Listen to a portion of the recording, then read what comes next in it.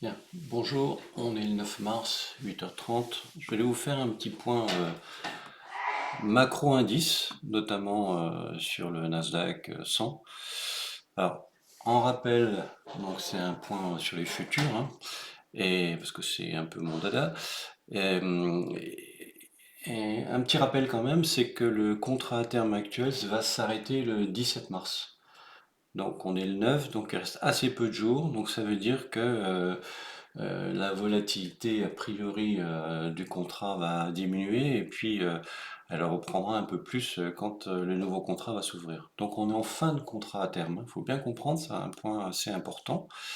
Autre point, c'est celui-ci.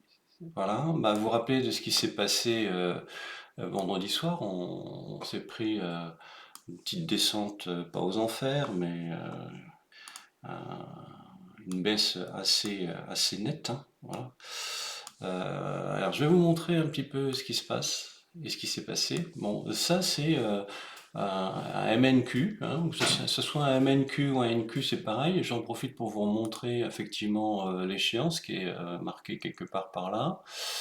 Je sais pas si on la voit, nanana, nanana, nanana, 20 mars, tiens, voilà, expiration le 20 mars, c'est pas le 17, j'ai dit une bêtise, donc ça sera le 20 mars. Le 20 mars il va expirer, donc ça approche. Et puis ben moi, j'avais fait ma petite analyse, je fais toujours des analyses semaine, jour, avec mes bornes, mes délimitations, etc., etc. Voilà. Et j'avais tracé à la fois une oblique euh, ici, là, comme ça, qui a cassé plusieurs fois. Puis finalement, je l'ai retracé ici, tac.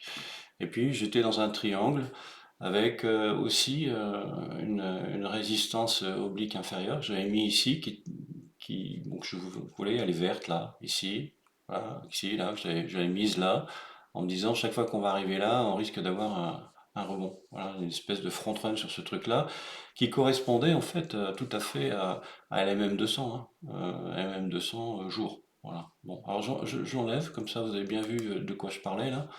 Ok, alors je vais enlever ce truc-là, ça fera un peu de place parce que c'est un peu le fouillis quand même. Malheureusement, c'est la règle quand on fait des choses où on code et on trade quasiment au millimètre, hein. Voilà, donc vous voyez, c'est ce que j'appelle, enfin ce que l'on appelle et ce que les frontrunners appellent les frontrun. Je tape, je me rapproche, voilà, je tape, je performe et je suis rejeté. Je tape, je performe, je suis rejeté. Je tape, ok, je performe, je suis rejeté. Hop, je repars, hop, je tape, je traverse. Mais je suis rejeté quand même. Voilà.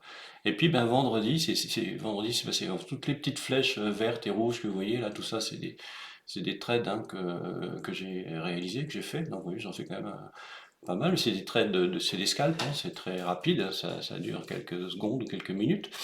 Et là, qu'est-ce qui s'est passé cette nuit, hein, entre la nuit de vendredi, là, vous voyez, vendredi, ici on voit en dessous là, ici on voit la date là, vendredi 26 mars, bon, on clôture à 23 heures, et ben ouverture lundi matin, ben, un gap, chouf, hop, c'est parti, en dessous de la MM200, d'accord? Donc c'est clair, net et précis, et puis en plus on casse même la Bolloré ici et on descend, voilà. Donc je crois que c'est assez clair. Bon, ce qui s'est passé là, on voit très bien, c'est que il y a un peu d'excès. Alors, ouah, duc, ça, comme on dit proprement, ça dégueule.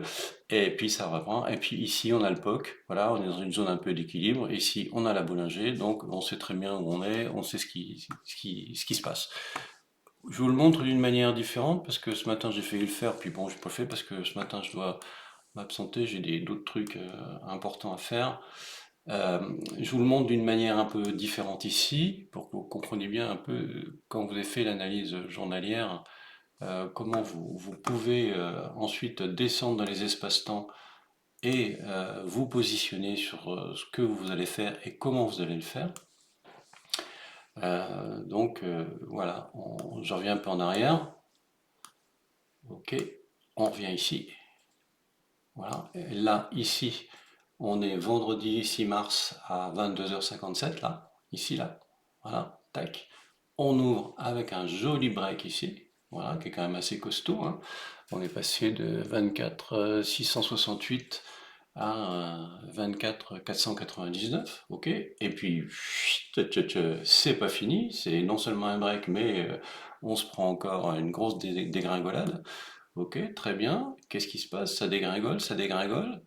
Vous repérez bien cette zone de ok, je fais un petit rebond à 24 311, d'accord, je fais un petit rebond ici à 24 238, hein. Vous voyez que comme par hasard, ces traces ici qui sont ici, c'est pas des traces que j'ai fait ce matin, c'est des traces qui existaient avant. Regardez ça, ça tape ici, ça tape ici, ça tape ici. Il n'y a pas de mystère, hein. Ici, ça tape ici, ça tape ici. C'est des traces qui viennent d'avant. Ok, donc ça, les traces violettes, c'est des traces jaunes.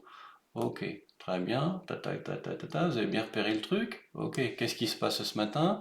24 311, ça c'est en fait, qui est violet, qui est une marque journalière, ça devient une résistance. Mèche au tic près, hein.